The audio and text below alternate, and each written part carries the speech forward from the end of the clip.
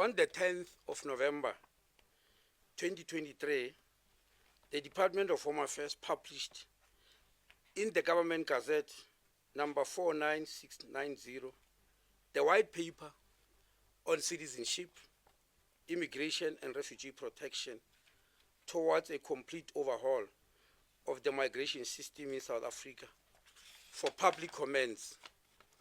The date for submission of comments was extended to the 31st of January 2024 by way of a notice published in the Government Gazette, notice number 4240 of the 8th of January 2024. The responses have been overwhelming. Individuals, that is citizens, asylum seekers and refugees, as well as public interest groups, companies, national and local government departments, premiers, research institutes, political parties, International Commission of Jurists, United Nations High Commissioner for Refugees, UNHCR, International Office for Migration, IMO, United Nations Children's Fund, UNICEF, and many others made their voices heard and made constructive comments. The Department of Home Affairs team and I conducted public hearings in all 9 provinces. I also conducted several radio and television interviews on the white paper with participation by members of the public. The outcome of the engagements and public comments is that the policy position adopted in the white paper enjoy wide support.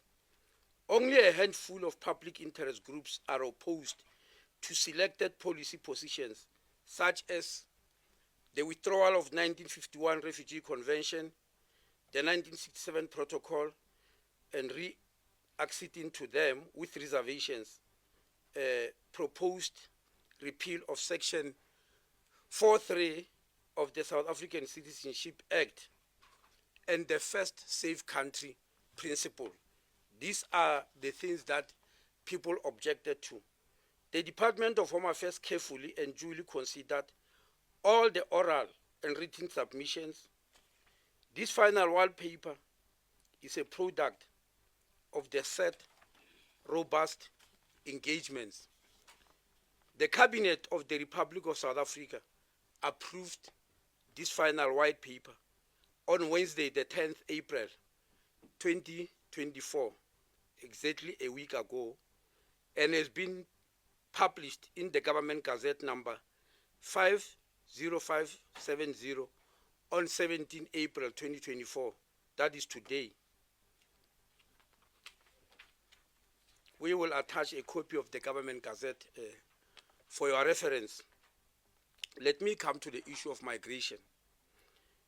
Conflicts, armed violence, disasters, pandemics, climate change, seeking better business and work opportunities, and other factors force people to leave their countries of origin to other countries.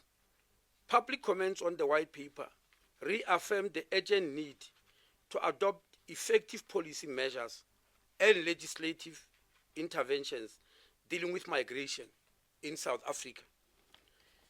South Africa has different pieces of legislation dealing with citizenship, migration, and refugee protection, namely the Citizenship Act, passed in 1995, the Immigration Act, passed in 2002, and the Refugee Act, passed in 1998.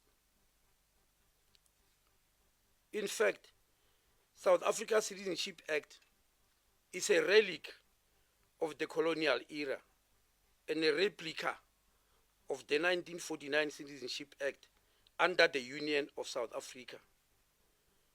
There are people who seem to take offense when we refer to this fact, that we actually hate the fact that our Citizenship Act, passed in 1995 after democracy, resembles that which was passed by 1949 by the British government when South Africa was a union And if anybody wants clarity on that issue, I'm ready.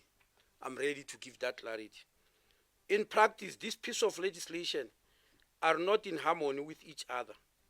Piecemeal amendments were made without any policy framework whatsoever. Now let me come to refugee protection. The United Nations adopted the 1951 United Nations Refugee Convention and the 1967 Protocol relating to the status of refugees.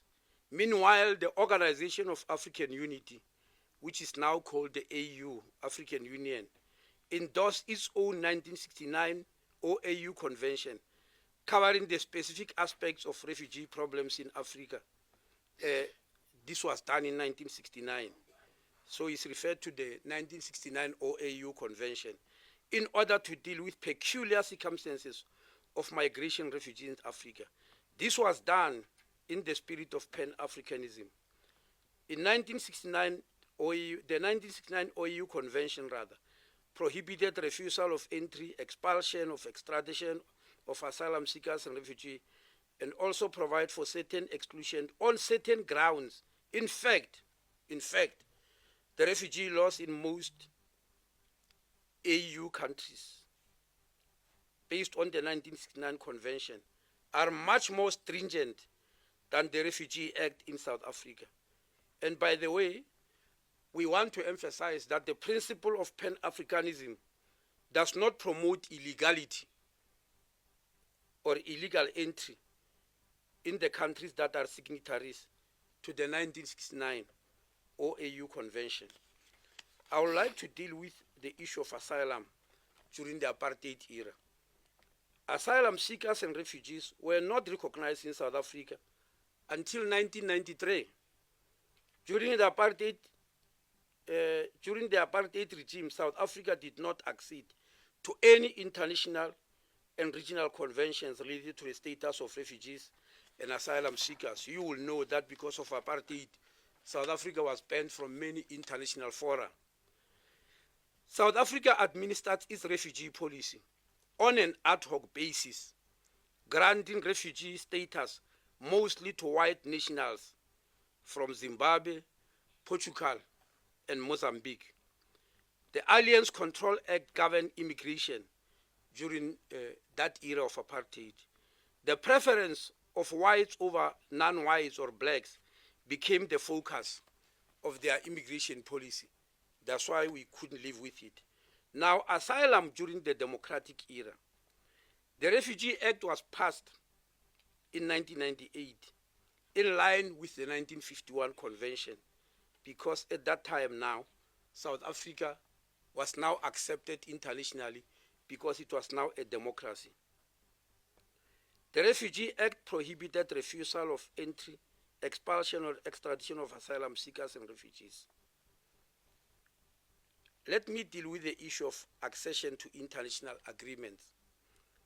In 1996, 2 years after the first democratic elections, South Africa acceded to various international agreements, such as the 1951 Convention, the 1969 Protocol, and the 1969 OAU Convention, and other international instruments. This was done without the government having developed a clear policy on migration, including refugee protection. The government did not make reservations and exceptions permitted in terms of international law. Both the 1951 Convention and 1961 Protocol provides for reservations. In other words, the United Nations itself knew that the protocols and conventions certain areas might give problems to countries. For instance, the 1951 Convention has got 46 articles, and the UN was worried, what if one country, out of the 46 articles, they find one article which they can't live with? Not because they hate it, simply because it's impossible for them to accede to it because of their capacity or their capability or their the level of economic development. What do?